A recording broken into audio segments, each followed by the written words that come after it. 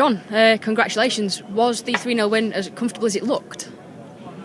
No, not at all. I mean, Joe played a pretty steady game. I think I just stayed like a dart ahead of him all the way through, and I wasn't always that dart ahead of him. He crept ahead of me here and there, but I pulled it back. I guess the experience was the difference. I'd have to say that was probably the big difference. You hit a 1-2-7 checkout in the first leg of the second set. Was that the crucial turning point in the match? Do you think you were going to go on and win it? That's what I felt was huge, because he was kind of getting momentum going, and he had a 112 left, and I thought, whatever reason, I thought he was going to hit it. And I thought, I need this 127. And then, I'll probably always prompt myself that sort of way anyway. I always fear the worst, and you'll get.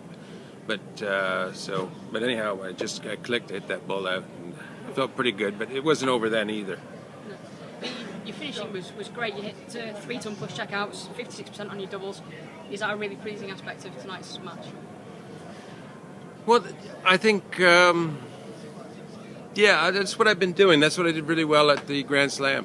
My scoring was abhorrent, and my finishing was good, very good. I think tonight, I'm happy to say I think my scoring was much better. I was kind of happy with the level of scoring I had.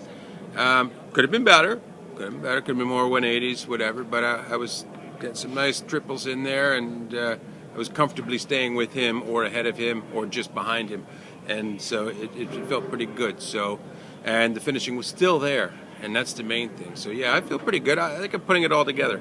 Is the scoring something you've worked on in the month since the Grand Slam? Is that something you've particularly paid attention to? Not really, no. I had the scoring on the practice board in the practice room, and tell them all the time, and I'd turn up on stage and I wonder, well, what's going on here? What's going on here? But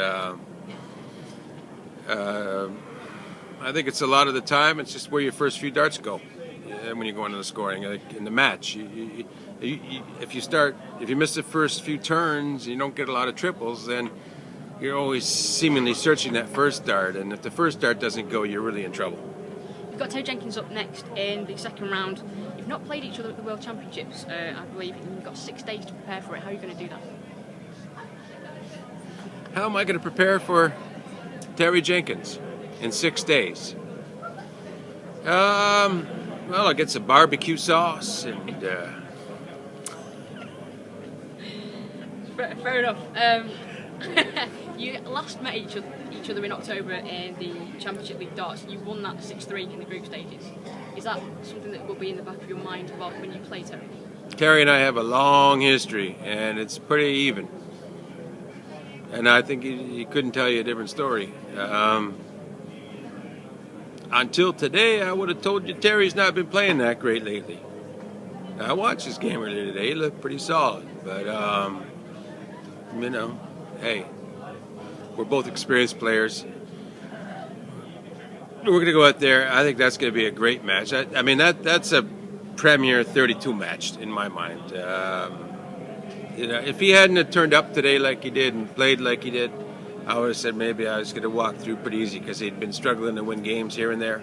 But he did turn up. The old Terry Jenkins, he turned up, and he's here, so I got to deal with him. And you're a 2-time PDC world champion. Is going for your third a major motivation for you?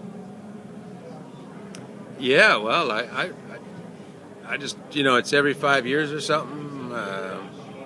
Yeah, I want to win. I want to get in the Premier League. I want to do everything every other dart player wants to do. Just because I've done them before doesn't mean I don't want to do it again. I'm still playing darts. I'm a pro. I know I have good darts, sometimes great darts, and I know I can put it together to win. Well, we wish you well on Friday. Thank you for talking to us. Thank you. Thank you.